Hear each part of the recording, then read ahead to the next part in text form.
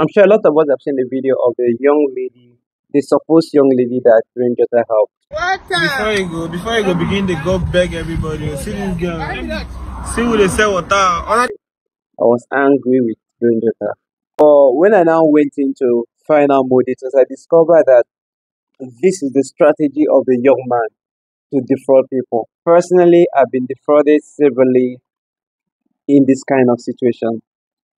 A lady put up before me and she claimed that she just put to bed, there's no food to eat, there's nothing for the baby and all of that. I took her into a supermarket and shop for her, only for me to discover that the lady is a drug addict and everything I gave to the lady, she sold it up that same night to use the money for drugs. I'm sure a lot of us have seen the video of the young lady, the supposed young lady that Brain Jotter helped. Before you go, begin the go beg everybody. You see this girl. See who they sell water. On the see thank you, show your face. Why you doing? If they see person they sell water, before you go come DM, come they shout, say you have not eaten since morning. And I'm a makeup artist, though. My name is Plumber Eniola on Instagram. Ah, your name is waiting. Plumber Eniola on Instagram. You be makeup artist? Yes, I'm a makeup artist. Are you serious? I don't get support, that's why I'm selling bottle water inside traffic. You dey hear am? That's why she dey do it. She dey sell bottle water. She not dey beg. Before you go come dey tell me say you have not eaten since morning. You understand? You dey say I am glad. Follow me. Go drop your bottle water for front. Very good. And initially when I saw the update this morning, this particular update this morning, I was angry with Brain Jotter because I was just like, when you saw this person, you were not moved because she was a lady. You moved because, despite the fact that she was disabled, you went ahead to help her. Like, your message was like, the person where they physically challenged but is still on the street hustling for daily bread. You didn't do that because the person was a lady. You did that for humanity. So why are you now angry to discover that this person you thought was a lady is a man? That was my offense. Because we live in a world where people have selective empathy, where people are sentimental when it comes to being empathic, when they want to help people, when they want to feel pity. Women naturally arouse pity, but when it is a man, nothing is being felt. Just feel it's normal. And I'm very sure if that young man dressed in a man's clothes on that street, Brain Jotter wouldn't have stopped. Brain Jotter wouldn't have made that video. So, but when I now went into final motives, I discovered that this is the strategy of the young man to defraud people. According to what is being circulated online, they say that someone helped that same person with that same brand, brand by Eniola, on the street. So, where I now seems to now say, okay, it's okay that Brain Jotter call out this person is because it has now become like a way of life. It has now become like an habit, dressing as a lady, braiding your hair, to stand on the road, to get pity, and then people will now give you money. That's fraud. That's defrauding. Do you even think that Davido was interested in the person? The uncle of Davido is a governor, was also interested. It's really disturbing. So, the whole thing is funny. Personally, I've been defrauded severely in this kind of situation. A lady put up before me and she claimed that she just put to bed, there's no food to eat, there's nothing for the baby and all of that. I took her into a supermarket and shop for her, only for me to discover that the lady is a drug addict and everything I gave to the lady, she sold it up that same night to use the money for drugs. Wow.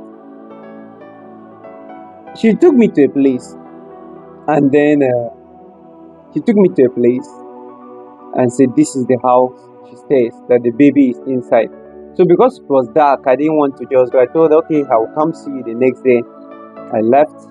The next day, people were interested. They wanted to see her. They wanted to send pampers. They wanted to send clothing. And then I said, okay, before you people start sending this thing, let me go see the lady first. The time I got there, I asked everyone in the compound, do you know this lady? They said, we don't know. And I snapped pictures with her. So I showed them the pictures. I said, this is a person. I left the compound. I went to the entrance of the street at least Someone that is selling at the entrance of the street at least will know the faces of people who enters the street, who enters the compound, because it was a close. So it wasn't like a very big street. They were just a close. People were living inside. So they have one entrance and one exit. So I went to the entrance of the street and I asked the shopkeeper. They said they do not know her. It was later I discovered that this lady really, really scammed me, because people started sending me messages and like, this lady you're helping, she's a drug addict. She's in this bunker. That's where they normally stay. You see them staying there drinking, and all of those stuff. For me, the problem I have with the whole situation is that, yeah, I understand how it feels to give out 400,000 naira to somebody who lied to you. For me, I always still take it as charity. Yes, I learned lessons at the end of the day. There are things I was just like, okay, maybe I become more careful. But for me, for the fact that I did it, that lady, I spent almost 15,000 naira on her that night.